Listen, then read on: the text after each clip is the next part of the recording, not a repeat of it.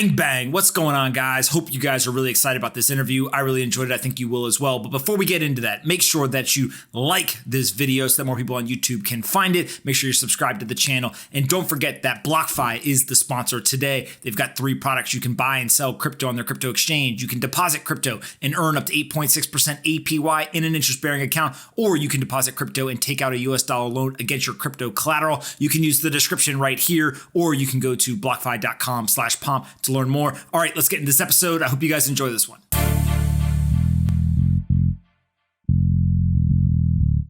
All right, guys, bang, bang. I've got Anthony here with me. You know that his mother was a very intelligent person because she obviously named him Anthony, which is the greatest name in the American language. So thanks so much for doing this, man. It's great to be here, and it's definitely Anthony and not Tony. I'm the same way. All right. Let's just start with kind of your background. Where'd you grow up, and how did you get into business, technology, and investing? Sure. I was building computers when I was about 8 years old. I was born in 1975, so my dad brought home a computer when I was about 82, 83, an IBM PC Junior, and this was really the dawn of personal computing, and I was just hooked. That was my thing all through school. That was the thing that I got taken away from me when I did something bad. So I just became the computer guy. I was building computers when I was about 10 or 11. I was working with a family friend doing networking at schools. So just immersed in computers. And then before the internet came about, I was on modems and communicating with people on BBS boards. And so that was the common thread for me as a child. That and sports. I grew up playing hockey and soccer. But fast forward to university, I didn't really want to get into computers. It wasn't my thing. My dad was an entrepreneur. So I went into business. I've got a commerce degree at Ryerson University. So I never wanted to be the developer, but wanted to be the person that would be working with developers and the problem solver. I mean, my dad instilled in me very early on the asking the why for anything. Like, why is it like that? Is there a better way to do things? That just was the nature of him. He's an inventor. He's got a number of patents in the sport of curling, which he kind of transformed. So just growing up with that and the questioning of why and it driving you nuts until you have a good answer or until you can figure out a better way to do things has always been instilled with me. So went to school, university in the 90s, business, as I said, and then went to work for the family business, which was sliding patio doors manufacturing in the 2000s. So my dad and his brothers had a company, about 120 employees, and worked there, got a lot of knowledge from that. Along the way, I'd started a few different companies. My first business was actually in the 90s doing web design and graphic design with HTML1 when that first came out. But after working for the family business, my dad decided to retire and sell the business, and I had an opportunity to do something that I wanted to do. And he asked me what I wanted to do, and I said I want to do something technology focused and something green, because this was really the start around 2008, 2007. There was a lot of talk and incentives for people to put in green technologies, especially here in Canada. And I got into geothermal drilling. It was I bought this massive drill from Italy, and proceeded to drill holes hundreds of feet into the ground with my drilling team to heat and cool buildings. And we started with 2 IKEAs in Italy, and then brought it over back to Canada here and started doing commercial jobs, condos, retirement centers, houses, basically using the Earth's temperature to heat and cool buildings. And that was my first time that I realized when government kind of started getting in the way with things, and they started instituting a whole bunch of red tape and made it difficult and timely to have to do a lot of the stuff that we needed to do. And the market ended up diminishing just because of the interference that came about from that, and also working with drillers, which are a whole other animal. But in 2011, decided to sell a couple of properties that I had bought, and looking at what had happened in the US and the housing crisis and the banking crisis, I kind of thought we'd run into the same issue here up in Canada. We didn't, but from 2005 to 2011, I did quite well with the properties I had. So I ended up selling my properties, and I had this cash. And that's when I heard about Bitcoin. And this was in 2012, in the summer of 2012. And I kind of took my background in computers and entrepreneurship and and economics, because I'd been studying economics since 2009, a few years, and got down the Austrian, rabbit hole of a different way of thinking of economics. And it kind of all culminated when I heard about Bitcoin. And I couldn't utilize the internet when it came about. I was a little too fresh still. That's when I was going to university, but it really was a perfect storm when I heard about Bitcoin and knew all about decentralized technologies, and just it made so much sense to me right away. And I got it right away. And I was up for weeks just devouring it, catching up, and got in around $10 was my first initial investment. So that's kind of the short form of how I got into tech and got into this. And I started to think about what I could do that was taking my skills to create value in the space, and looked for a community. There wasn't any. And I started the Toronto Bitcoin Meetup Group in 2012. And that was my way of saying, hey, there's no community here. I'm going to build it. And if you can bring people together and people are interested and excited about a certain theme or technology or idea, then you really become a center of gravity and things start coming together. So that's really what I'm, pretty proud of, was bringing together the community here in Toronto. My first meetup, Vitalik Buterin showed up and Peter Todd showed up, and that was really the genesis of the Toronto scene that started out. So we grew to, from 10 people at a meetup to hundreds, to doing conferences, and we've done about 120 events since 2012. So that was the start. So when you first see Bitcoin, you've got some cash from the properties. Why buy Bitcoin? Like, was it, hey, I'm going to buy this thing, it's going to go up a bunch, then I'm going to sell it for a profit? Was it, I want to protect my wealth? What was kind of the genesis of the idea to actually make the investment? In my journey through economics, from what happened in studying the what happened in the U.S., and it kind of was sparked by my brother getting me to look into what money really is. He's like, study the history of money. And I started doing that and started understanding things more, and came across Peter Schiff. And Peter Schiff, predicting the housing crisis, predicted the banking crisis. And I started listening to his podcast. And it's a funny story. I'd like to say it to his face one day, if it wasn't for you, Peter, I never would have got involved in crypto. Because if it wasn't for him, and he's obviously an anti-crypto person, but he kind of got me down the path of you got to be a value creator. You got to do things that an entrepreneur and being a business owner and hiring people. And that's really how you create value and freedom. And I've always been on a hunt for freedom. I never liked school. I never liked being told what to do. So why did I get into it? Because it just made sense to me. The technology side of it made sense. The economic side of it makes sense, because I'd almost throw my hands up in the air. I studied economics and knew tech, and it's like, here's the problem. These systems of booms and busts, this inflation, this increasing the money supplies, and the government getting involved in things that lead to trying to pick these winners and losers is really, really, really a problem. But what do you do about it? And that was like the perfect timing to hear about this decentralized technology that enabled people to be their own bank, and you could do things without needing these intermediary layers that didn't really provide any value. And it just made so much sense to me. And I connected the dots, and I didn't put a lot in at the time. I think I put about $8,000 in at around $10 at the time.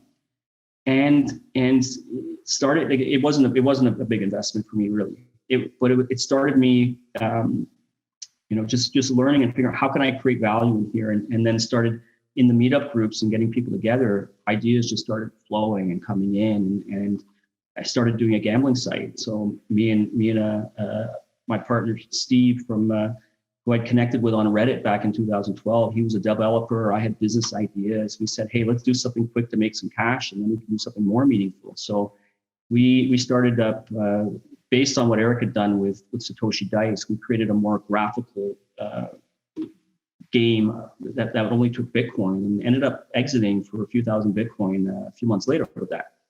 So we achieved what we wanted to, which was, let's do something that can get us some capital to do something more meaningful.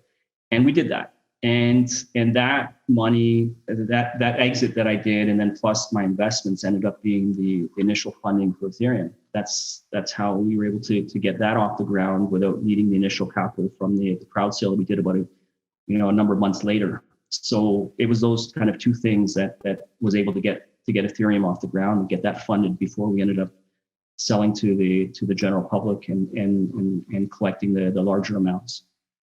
So when you first see Bitcoin and you start to put some of your own capital in, there's a lot of people who did that and who sold along the way. And they said, "Hey, I bought it at $10 and went to 20, and they sold, and I'm a genius." And then it kind of does what it did. Why keep investing more and more and more and keep building and kind of like doubling down?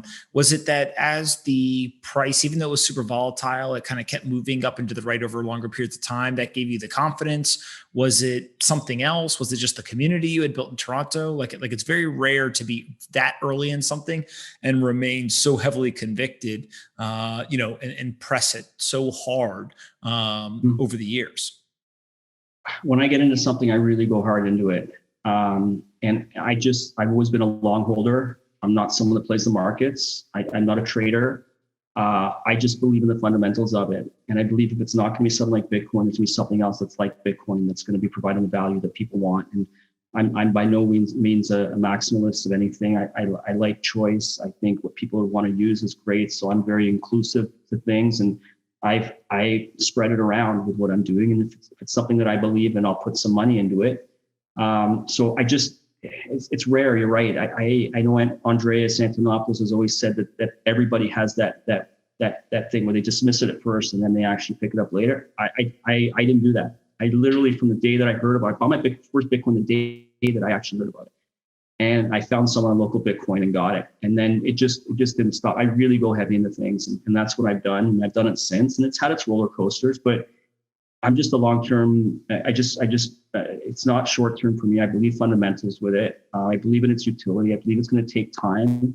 But I have no doubts, where I think this is going to head, and who knows, necessarily what technologies will be the winners of it. But I just think in general, the tech itself and the idea of empowering people with the tools they need to be in control of their lives is really what made it for me. And that's why I build what I build. And we build interfaces that connect all these technologies and wallets so that people can send and receive value. And I like to build, I like to create. And that's just part of my nature, is being creative and solving problems and doing things that aren't normal in the way that they're normally done, and figuring out how to do things better. And I can't imagine myself doing anything else for the last 8 years. It just made sense to me. For sure. And then walk us through when you decided that you guys should start Ethereum. Kind of what was the thought process there? And just walk us through kind of that story quickly. Sure. So when I exited in 2013 from the gambling site, we realized we had a wallet. Me and my partner started building wallets because we realized that's really akin to the browser for the internet. Is the wallet for crypto. You need that interface that the masses use, and that's what the wallet does. So started building that. Along the way, Vitalik was helping me out with companies called CryptoKit at the time. And he was assisting with a few things. And then I got connected with Charles Hoskinson. He was doing the Bitcoin education project back in the day in 2013. And I was doing stuff for the Bitcoin Alliance of Canada, a national nonprofit organization that I'd set up. And so we got connected, and along the way, got to know Vitalik as he was traveling around the world. I would go to conferences. He would be there. He was interviewing me for Bitcoin Magazine, which he was doing writing for. And then it just made sense when he showed me the white paper in November of 2013. A lot of it was over my head, actually. And I needed someone to kind of validate it for me. And Charles was the perfect person. So I showed it to Charles Hoskinson, connected him with Vitalik, and then two other people, Mihai Alize, who was Vitalik's partner at Bitcoin Magazine, and Amir Chetrit. The five of us came together, and we became the first 5 founders and set everything up and got it off the ground. Eventually added a few more founders, and Jeffrey Wilkie and Gavin Wood and Joseph Lubin.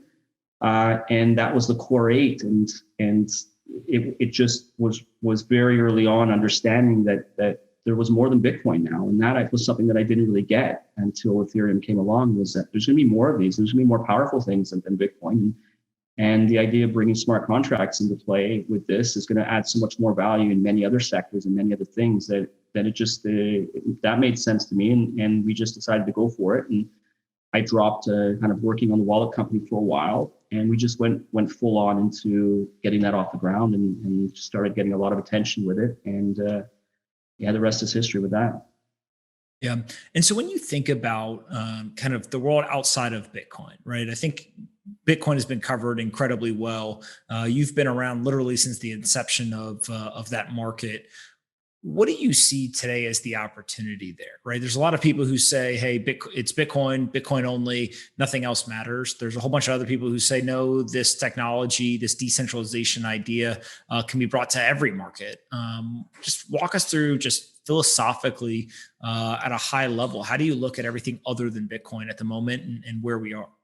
So I like to say that everything we deal with is digital. It's ones and zeros. It's information. Whether it's something digital in terms of an asset with value, or it's an email, it's all digital ones. It's all digital, and anything digital or anything that's information wants to be free. That's just my stance on things. And anything you try to restrict or anything you try to fight, it's a losing battle.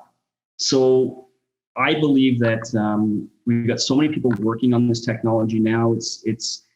I've lost a little bit of my mojo for the space. I think it's in great hands now, and it's getting to the point that I would only hope that it would get to. I mean, look what we've got. We've got Tesla putting. It's really mind blowing. If we would have thought a few years ago, what's actually happening right now, and I still think it's just the beginning. I think the impact is going to be felt in pretty much every sector. I think that a lot of stuff is still. I mean, it's not binary. You got a lot of hype still going on. You got the whole NFT stuff that's going on. That kind of reminds me of what went on with the ICO craze back in the day.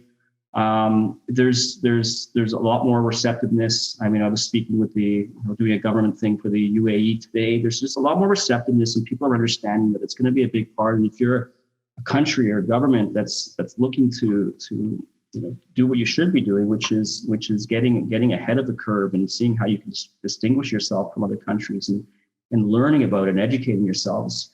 I think that's where countries, and I'm hoping ones that really stand aside are gonna do that. On the regulatory side, and it's the common stuff about you're gonna shoot yourself in the foot if you try to do things that are going to hinder an innovation and the technology. So the countries that do figure this out are gonna leapfrog and excel, and then they're going to be the ones in demand. So, I mean, it's gotten to the point right now. I think that it's in really good hands to let this take off and go. And for me, I think it's going to be majorly impactful. But I'm looking more to other things right now myself. But it's amazing, really, how it's come along this far. For sure. And so when you think about, let's say the last, 5 to 7 years, basically since Ethereum really came on the scene, and then a number of these other projects have failed, but also there's a ton of projects that have succeeded so far in terms of the price of or the market cap of those networks. What's your evaluation in terms of, are we in the first inning? Are we maybe, okay, we got some good models now, and now we're getting into more of the ability to replicate and keep sustainable networks up? Are we near the finish line and we've done a bunch of innovation and there's not likely much more to come? Like, how do you just evaluate where we are in the evolution of this and the adoption? Still first inning. Most people in the world still don't have a clue about what to do with this or how to utilize it. We're just very early on. My focus has always been to try to get to the masses. Everything I build is for my dad to be able to use it, and that's what I think is needed. The interfaces, the experiences are needed for the average person to dig in, like they did when they had the internet browser. And they're like, okay, I can now navigate this thing, and it makes kind of sense to me. We're just so early on, and unfortunately, most people, I think, throw their hands up and just don't even get involved because they just don't know what to do, and they don't have the trusted sources. There's no, the leadership needs to really stand up and be able to have the tools in place for the average person to know where to go, because you can just get lost in this stuff, and I think most people do. And since the rise over the last couple of months, I see my networks come that aren't in the crypto space. Hey, I'm hearing about this. What do? I don't know where to go. It's a big problem. And I think most people just kind of tune it out because they're just lost. So I think we're very early on until we have the right interfaces and the right experiences for the average person to be able to go in and see that they've got some value in here. And even if it is just to invest a bit or just to put something in it, But I just think we're still super early on, and it's because of the complexities of the space, and it's the complexities of the technologies, and there's just so many different things out there, and difficult for people to navigate. So I think once the education and the places that people, the average person, can go and start utilizing and getting their hands a little dirty is when I'm going to say it's a little probably past the first inning. But I still think we're just super early on right now, and that's okay. Yeah, one of the ideas that I've been thinking a lot about, and there's just not that many people to talk about it, is crypto wealth, right? And so, by my calculation, if you take, let's say, the Forbes 400 list, and you were to take many of the people who are well known in the crypto industry, and you were to rank them there, there's a number of people who would be in that top 50 or that top 100. And as kind of the adoption of these technologies continues, I think that there's a very good chance that 20-25% of that list could be folks from one specific industry. How do you think about that? Is that normal? Is that something that people should be paying more attention to? Does that add more responsibility to the industry? Just like that's something that seems like an outlier. And so how do you see that, given you just been around for so long and seen this play out? Well, there's going to be, it's not going to be the same people that are in those groups. You're going to have builders, you're going to have people that just bought and held, you're going to have different range of people that are doing different things with that wealth.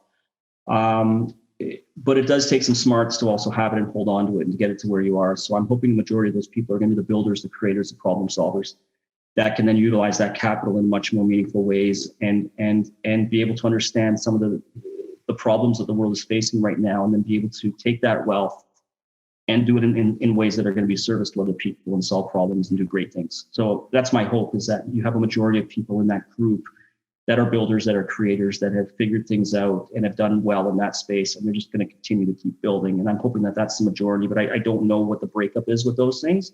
But I am hoping and optimistic that that's going to be that wealth does get into doing bigger things and better things.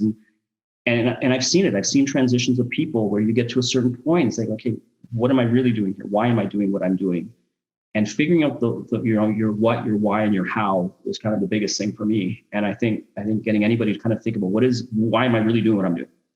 And why, how, like, what is it that I should be doing, and why am I doing it, and how am I doing that? Those are the three kind of critical questions that get asked, I think. And when you get to a certain point, you're like, okay, I've got everything that I need.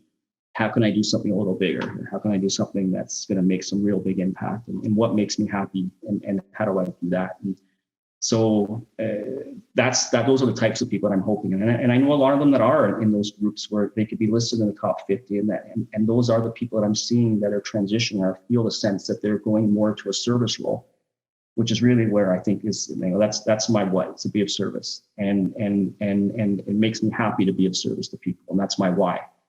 And then the how is the problem solving, and that's what I'm good at, and utilizing my formulas to solve problems, and that's how I'm going to carry out the be of service thing. So I think it's going to be different. I think it's not the same in our space as it would be in a traditional setting where you're making the wealth, but at least for my network, it's also about, they have the intelligence, and they have the different capitals you need, the trust capital, you need the wealth capital, knowledge capital, all these things that you need together in order to actually create some big change. So I'm optimistic that you're going to see some different people emerging from this that are going to be problem solvers and really take that wealth that they're bringing together and the skills and the tools that they've been able to do to create some really great things. Before we get into what you're building with Decentral, how do you think of your portfolio, right? In terms of non-crypto assets, crypto assets, and then also inside of crypto, any sort of breakdown between Bitcoin, Ether, and everything else? Is there kind of just ballpark percentages in terms of how you construct your portfolio? Yeah. So previously, from 2017 was when I was in 2018, early 2018, where I did most of my investments. I was able to get into some early Chinese projects like VeChain and Quantum. I was one of the initial investors in two of those projects. And then, initially it was Bitcoin, then Bitcoin funded Ethereum, and then Ethereum enabled me to fund bigger things that I did really well with. Now I've kind of fallen back to just simplicity. I'm in a number of different projects, but the majority of my stuff is in the top projects. So the top few. I'm a big fan of Polkadot. I'm a big fan of Cardano. Big fan of Charles. Let's say that. Taking some different approaches in the way that they're doing things, much more on the academic side of what he's done and bringing stuff forward. But real big fan of Gavin Wood and knowing those guys from the days back of Ethereum and knowing their drive and knowing their competitiveness and their smarts. I was able to kind of see those projects for the last few years and know that they were going to get to where they've gotten up to. So most of my stuff is in the top few things: Ether, Bitcoin, Cardano, Polkadot. I like Cosmos as well, and there's a few others, but I'm not getting lost in a lot of the DeFi stuff. I just think there's not enough time and energy, and a lot of these. It's a full-time gig to be running a lot of that stuff and keeping on top of stuff. So I've simplified my life quite a bit over the last few years.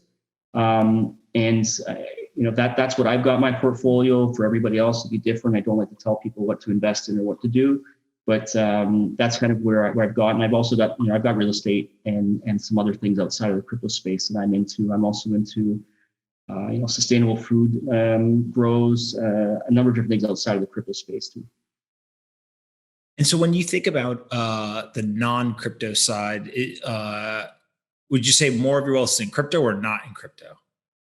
Most of my, I'm more crypto now, given where the markets have gone. But real estate was for me higher up over the last couple of years. I did make some sizable investments in real estate, and then I have a number of other investments, crypto, non-crypto, that I don't even know what some of them are worth right now, because a lot of them were in at 2017, 2018, and they're now just starting to get going with some things. So yeah, I would say I'm probably crypto, non-crypto, and real estate, probably pretty even. The reason why I'm asking is it's fascinating to me to see people who made wealth outside of crypto come into crypto. The people who made wealth in crypto, do they actually want to diversify out of crypto in some cases? And I don't see a pattern yet. It literally is very, very different for different people. And so I'm watching it just because I think it'll be interesting. If you kind of think of traditional investors, kind of 60-40 portfolios, really were kind of the standard for a long time. Does that happen in crypto? Is there some sort of, whether it is portfolio construction among the top assets or some sort of commonality between non-crypto and crypto type portfolios? I don't see a trend yet. There's also other factors too, like liquidity as well. So in my real estate stuff, when Ether was up about $100, I knew it was getting back up to its highs, and I was like, I'm going to just dump everything back into crypto. But going through the sales, doing all this, it was too much friction to get that done, and I didn't end up doing it. But if I had it right then, and if I could have moved it into crypto back January of last year, when I started seeing, this is now, I feel we're getting back into things right now. I think Ether's going to hit its high in the next 12 months, 18 months. If I had that liquidity, I would have put it all in the crypto back then. I did make those picks back then, but I didn't. And now it's gone up, and I'm like, I'll just leave my real estate alone right now. That can do anything. But there's no set thing. I just, whatever I kind of feel, whatever the gut feeling is to me, and I just feel we're just still so early on with this here, that it would be kind of silly for me sometimes to not move stuff more into crypto if I feel like it's going to have a much higher return than some other stuff. Absolutely. Makes complete sense. Tell me about Decentral and kind of what you guys are building there and Jaxx. Sure. So Decentral is a company. It was kind of the idea of having a place in Toronto where I could do my meetups. So I got a building, and that's kind of where Ethereum started out with. And we started doing our meetups, and I called it Bitcoin Decentral. I didn't want to call it Bitcoin Central. It just didn't seem to fit the ethos of Bitcoin. So I kind of coined the term Decentral. And this was right when we were starting Ethereum. So Bitcoin Decentral only lasted a few months, because then I got rid of the Bitcoin and just called it Decentral, because I kind of covered everything. So Decentral's been around since 2014. We amalgamated a bunch of my companies into one in 2017. But our main product is Jaxx Liberty, and Jaxx is a wallet that multi-currency, multi-platform interface that supports about 12 mainnet coins, a bunch of different tokens. We've got news and pricing and portfolio and sending receipt to the networks and managing your crypto. It's all non-custodial, so the users are in full control of the keys. That's part of our ethos is we never want to hold or have access to customer funds. It's a self-funded company. I don't take outside capital with anything that I do. I don't like to be constrained by having to provide returns to investors, and it enables me to go at the speed that I want. It enables me to not have to focus on investors as well and things. So it's enabled me to really be more flexible and to do things at the pace I want. And we identified early on all the things the internet needed, the new decentralized world was going to need. So it needed a browser, which was the internet needed Netscape. It needed the first initial browsers. It needed cloud services, so the tools that connect to the chains. It needs partnerships and app stores. So that's always been our goal. Our goal is to build all of the pieces that the internet needed in the new decentralized world. And we've kind of along the way built the browser, which is Jaxx Liberty, the interface. We built the cloud services, which is our infrastructure that we built that connects to all the chains. And that's something that we built from scratch, and something that we're eventually going to open up and allow others to start using. We have the partnerships that we brought into our interface so that the users can do the services that they want. So it's really an ecosystem that we built with Jaxx Liberty. And over the years, it's garnered quite a bit of trust. We're in 220 plus countries. Because we don't hold customer funds, we don't have the regulatory burdens of a normal company would in having to do KYC and AML for their users, because we just don't actually hold your money. So we're never taking custodianship. And then we use partners to facilitate all the services. So we're a very small, lean team of just a few people. We've had millions of people download our products over the years. And now we're just starting into growth mode. So our infrastructure was revamped over the last couple of years. It's now scalable, interoperable. It's the best thing that we've ever seen anybody create in order to connect to these chains. And now we're finally, after 8 years, going into user acquisition mode. And that's kind of exciting this year is we've been really low key in just making sure our infrastructure and everything is ready to support without a dime spent on any type of user acquisition. Over the last number of years, we're doing between 2,000 and 7,000 new users a day. There's billions of dollars being managed in Jaxx that our users are managing right now themselves, not with us holding it, but they hold it. And now I think the sky's the limit once we start working with our external teams on growth, on getting all our data and acquisition information put together, PR, all that stuff's now coming together. And I think people are going to start seeing us more as we finally now can feel comfortable enough transitioning into telling our users now, check out what we built over the years. We think we have a really good user experience. It's an all-in-one app. You really don't need to go outside of the app. You can buy your crypto and you can trade your crypto in there via our partners. It's really a good ecosystem right there. And the acquisition we do have right now is all been through, I think, word of mouth, because I can't see how else other thousands of people every day are coming in and using us with us out, not doing any outreach at all. So I think we've built the trust up, and now we can start working to grow and scale it and getting it, because it's a tool I believe that the average person can utilize to get into the space. And I think those are the tools that are needed. Yeah. And so when you think about kind of the use case for this, right? If you are able to build this all-in-one ecosystem where people come in, they can buy, they can store, they can kind of use the assets. What's the 20-year vision, right? In terms of if you own the deposit, if you own kind of the payment, the transaction in your ecosystem, there's all kinds of different things you can do. Do you have any idea what direction you want to take it over kind of a decade or two? Yeah, I think that, my goal is to sell the company. I have some other things that my mind has been going more towards that I want to do. But in order to do that, I need to maximize the value of this to have the wealth that I need in order to do some of the larger problem solving stuff I want to do. So I don't have the longer term horizon right now. The idea that I've always had for the product and for the company was to, again, be the browser, be the cloud services, be everything that you need in one interface that the masses can use. But it outlives us as well, because people can always take their keys and go into another platform. And that's part of what we built too, because we wouldn't want everybody just to have to rely on us too. So that's another kind of ethos of the company, is to make sure that it survives ourselves too. But the vision I did have was to have thousands of partners, to have this major ecosystem where people are using our key system to encrypt their passwords like LastPass, or being able to do their loans, everything, anything, any sector that you can use with smart contracts, or you can use right now in crypto, and that's going to be every sector. The plan is to be that hub. It's to be that place that you can do all of that, and it's all wrapped around decentralized identity, communication, and money. Those are really the three pillars we built on. And that's what we offer. And that's where I believe everybody should be in control of those things. We don't collect user information. We believe that should be held by the user, not us. We don't do advertising. There's no revenue streams there that are directing people down a path to buy something, which I think is one of the biggest problems the world has with technology, and these models of making money are leading to this degradation of and tribal mentalities that we're seeing in people, all because you're being led down a path to buy something. And that's what people don't understand. And that's where a lot of this fake news out there, and it gets people's emotional attachments to go do something. And that's unfortunate. It starts seeing this us versus them mentalities that are out there. And it all comes down to me, business models. And those business models need to be changed. And that's kind of where my mind goes more to, is how do we shift the incentive structures from people away from this maximizing shareholder return to creating positive impact and helping others and being of service to others. And that'll get you what you want, not the other way around.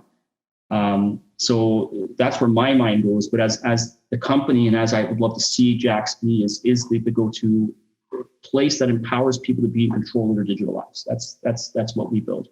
Your money, your communication, and your identity should be in your hands, and you decide how that gets utilized, and not via other people making money on it. For sure.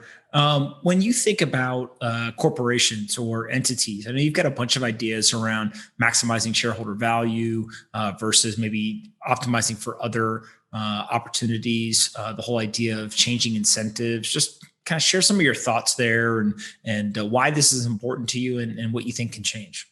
Sure. So as a technologist, I just like to say, I think technologies are our biggest concern. I think the models that most people use, the business models about maximizing shareholder returns, every month you have these investors that have put their faith and money into you, and they're expecting, and you're obligated to provide them a return. And along the way, a lot of companies, their initial goals and motives and what they wanted to do ends up getting passed aside, because now they have to do what's maximizing towards their shareholders. And that's where I think they start excluding others from the equation, and stakeholders that you end up turning into enemies, or they start realizing that by them looking for more money or striving for more money, there's people that are being excluded here, or that drive is coming at expense of the planet. It's coming at expense of other people. And it comes from not being able to think harder on how to do a better model, is my opinion. It's the lack of problem solving capabilities, and to be able to say, these business models don't work. And I've recognized this for 8 years. We've been building stuff, not based on collecting user information, or not based on maximizing returns for shareholders, or not based on advertising models, because I recognize those are faulty models that are going to lead to situations like we see now. We see it, the models of the Facebooks, the Googles, and I don't want to single them. It's just, that's what they know. That's what they've only known. They've known, I have information, or I sell to advertisers, and now I'm beholden to them, and I have to give them the returns. So I need to direct our customers to do these things that appease these people. And these customers or users are being guided to do things that they're not even aware half the time that they're doing. And that's kind of the most nefarious stuff. And that's what a lot of these models is that we're going to get you to do something you don't even know you're doing. And that's what we are seeing, is people that are not sophisticated enough being led by advertisers models to some type of goal that advertiser wants you to do. And they're not sophisticated enough to understand that they're being led down something that has a different motive there. And that frustrates me, because it's taking advantage of people that don't know any better.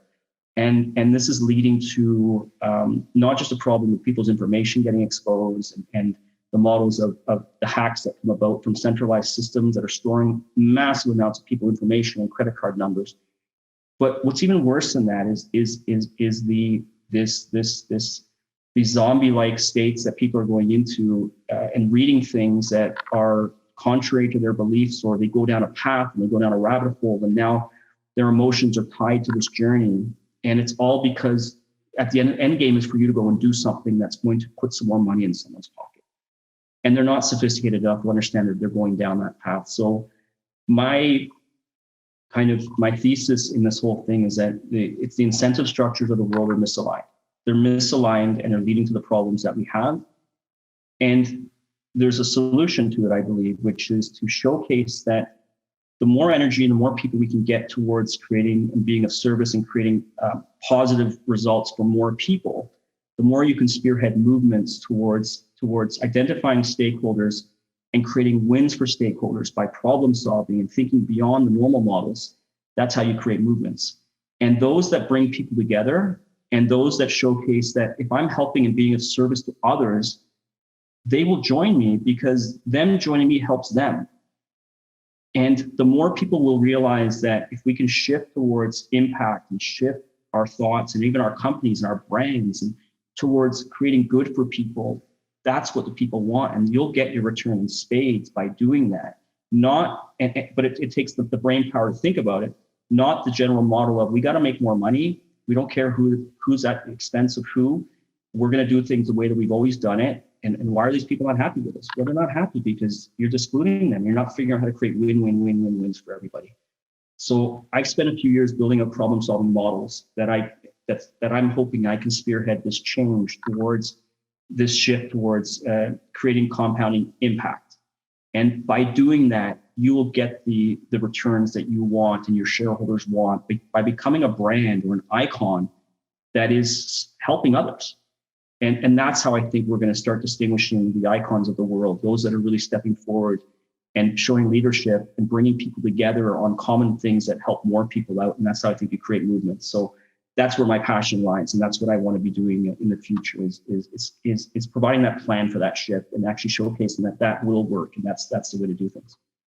For sure. And so how do people do that in practice, right? Like the mission is admirable. It's very clear. It's very obvious kind of what the idea is. But if you're running a business today, what is like the practical application of it or what can you do today to start moving in that direction?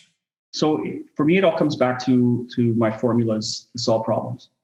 And though the formulas that I have they are unique. They bring in stakeholders that you wouldn't even think would be in your problem. It tries to add as many stakeholders as possible, and then it works. And I use my ability to be able to piece everything together to figure out and not stop until all stakeholders have a win. As a general company, though, what the world is lacking is a lot of leadership and a lot of problem-solving capabilities. So part of my plan is to release the formulas that I'm putting in. I've got it into a paper right now. I call it Perfect Formula. And it all revolves around the concept of win-win-wins and identifying as many stakeholders and creating movements by bringing people together. So for me, it's the model that I've been putting together that I think will be the first step for people understanding. Here's a new way of looking at problem solving.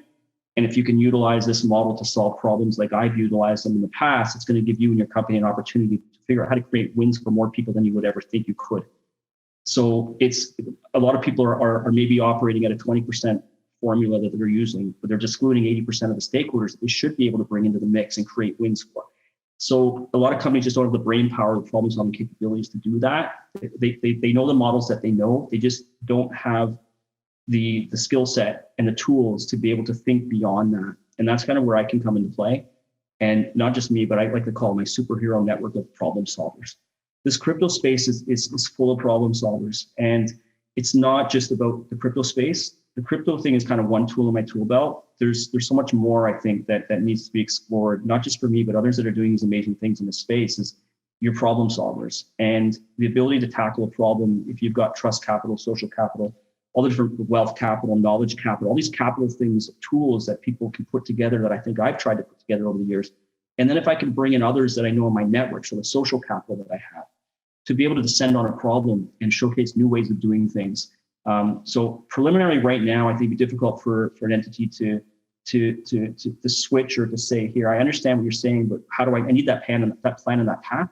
That's what I'm developing first. And that's the first thing that's going to come out as a paper on Perfect Formula and how the problem solving method can be utilized so that you can be a company or a brand or a person and utilize this in order to get what you want. And that's usually about empowering people. it's the tools to empower people to monetize, or to if you're an icon, monetize your career, or be able to utilize and activate your fans together on a common goal of creating good for other people. So more of my structure and my framework, I'll be bringing out and releasing. You get a clearer picture of what it is, the different stages and the different things of the problem solving formula.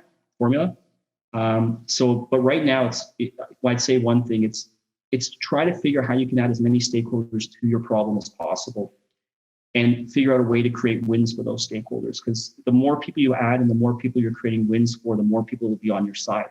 So if you are a brand or a company, it's how are you creating positive impact in your users' lives, or how are you attracting new people because you're solving their problems? Everybody's got a problem. Everybody has a problem and is looking for a guide with a plan. So how can you be that guide with a plan that's solving people's problems and day-to-day problems? And so that would be, I think, one thing let's say is bring in more stakeholders and figure out how you can create wins that impact their day-to-day lives and get them alongside your mission, whether you're a company or brand or what it is, along with what you're doing, because by them joining you, their life gets better. Yeah. When you think out, 50 years from now, what do you want your legacy to be? I don't know. That's a hard one. My mission right now is, again, to be of service to people, and I'm utilizing Perfect Formula to do that. That's my problem solving capabilities, to be of service to as many people as I can. Is what I'm doing. I think the incentive structures are the biggest problem the world has, and I think if I could be known for a person that is able to showcase to people there's a better way of doing things, there's a better way to be incentivized, not just by wealth and by thinking of yourself and your company. You got to think of as many people as possible. So if Ray Dalio was known for principles, I'd like to be known as the incentives guy that is able to shift the incentives of the world to positive impact. And the more you do of that, the more you'll get of the other stuff you're looking for. Yeah. And so when you think about how people can do this if they don't run a company, what do you think about in terms of how they can kind of chip in as well? So it's obvious the company founders or executive teams are the people who kind of have control, power, and influence, but how do everyday people kind of participate alongside these same ethos? I think constantly learning, constantly just have that drive for knowledge, connecting with people. There's kind of two different classes I see. There's the people that are understanding that they need to get ahead and to understand they need to take time and energy to do so, and it can't just be something that falls on your lap. And when I was doing the meetups and bringing people together, it was really the people that would go to their day-to-day jobs, and then afterwards they would come over, and because they were excited about something, they're interested in something, they want to see what's next, what's coming up. So I think complacency is something that challenges people a lot when all of a sudden one day they haven't kept up with what's going on in their industry or their sector, and they get hit over the head because something's come along that's displaced them and they didn't see it coming. It's like, well, you got to see this stuff coming. It's very competitive nature, and you have to know and stay ahead of the curve and be able to keep learning and keep striving to gain. So if you're someone in a company that's working and you're looking to see how you could help contribute or bring things to light for the seniors, starting groups of your peers together, bringing people together around a certain thing, because then when you have enough people together of an idea or something, then you can take it larger. I mean, I've had a number of people in my meetups that started groups within their companies around crypto. And that's had some pretty good success of getting some, whether it be in a bank or whether it be in different areas, bringing people together, something you're excited about, getting strength in numbers, and then being able to propose something or ideas to senior management that might make them, consider. And diplomacy is always a big thing for me. It's not acting crazy. There's too many people that I've seen that have gone on a mission or something, and they won't get the people to listen to them because they act like they're crazy. So doing something in a way that's going to be diplomatic and is going to showcase to someone, here's something maybe to consider. Doing it in a way that's humble, in a way that makes sense and has been well thought through.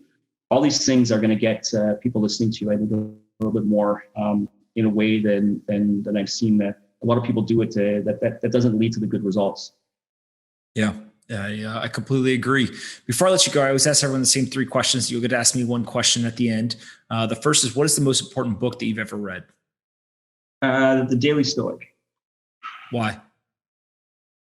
It's 365 meditations from philosophers, and it's something that I bought numerous copies of that I give out to people, and it's something that I enjoy reading because it's I can read one page, and each page is kind of a meditation. It's around a certain theme with a quote from a philosopher and an idea and a concept that I can then think about that day.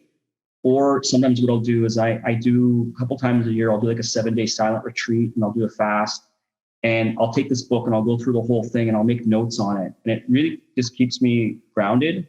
And I just love I just align with the ideas in it. And it's got so many words of wisdom from previous philosophers that it's something that I easy for me to say that's the number one book.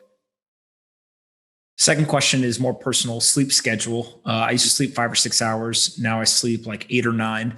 And this question comes from our friends over at 8 Sleep who have a thermoregulated bed. I sleep on this thing. I turn it ice cold and sleep like a baby now. And it's literally been life-changing. What is your sleep schedule and how has that changed over time? So my ideal sleep schedule, and it's what I'm sticking to right now, is I'm in bed by 9 or 10 and I get up at 3. I from 3 to 8 is my time. That's literally the time when I'm not distracted. I can putter around, take care of my emails, get ready for the day in a way that I'm not rushing on anything. It's something that's the most important time for me is that morning time to get myself set up for the day. And then 8 o'clock rolls around and I start focusing on with my team. We do our stand up in the morning. I'll take a nap from like 2 to 3 for like a half an hour. But that's it. And I found the most important thing for sleep for me is the food that I eat. The better that I eat, the less carbs I eat, the less sleep I need. When I fast, within the second day, I need half the sleep. And there's just the digestion is so taxing on the body that if I'm not putting the things that are good for the body and that can go through pretty quickly, I need to sleep more. So the heavier foods I eat leads to a lot more sleeping that I have to do. So definitely a leaner diet for me helps me to not need as much sleep. And I'm pretty good with 5 or 6 hours usually works pretty good for me. Yeah, that's awesome.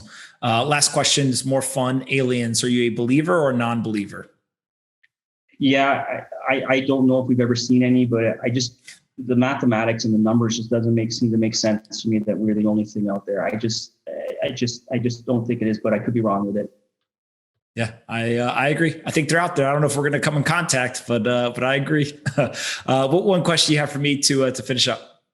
What was your initial drive for the show to get this off the ground and what you've done? Because I don't know how hundreds of episodes you've done now, but you're doing like almost one every day, something like that. Like it's just phenomenal. It's the amount of attention not attention, but what you've done for the space and bring the light and bring all these people together to have these conversations. It's just been phenomenal. So what initially started you in that first drive to get something like this off the ground? Literally, a couple of guys came to me and they said, hey, you should start a podcast. And I said, I don't even know how to do that. What is a podcast? And they were like, we can do it all. All you have to do is walk in the room and basically interview it. Later found out that Mike and Jason had no clue what they were doing, but they went home and they Googled a bunch and they figured it out. So, I respect anyone who basically can do that. And we recorded 3 of them, released them, and people liked it. So we just kept going and started out kind of 1 a week and then 2 a week, 3 a week, and now 5 a week. And so we calculated it the other day. It's been about 2.5 years, almost exactly. And so we did 500 shows in 2.5 years, which is basically releasing one almost every 36 hours, which is just a crazy thing to think about when we look in hindsight. But we're pretty efficient with it. And so I learned a lot. I get to meet great people. And I think a lot of people enjoy listening. So we'll keep doing it. Great. Well, I enjoyed the conversation immensely. Thanks so much for having me on. For sure. Where can we send people to find you either on the internet or find more about Decentral? Probably my Twitter is probably the best. It's Iorio Anthony. So at DIIORIO Anthony, ANTHONY. Awesome, man. Well, listen, Nathan, thank you so much for doing this. You've been around for a long time, and you're still building, which I appreciate. So we'll have to do it again in the future. Thanks, Ed. Appreciate it. See ya.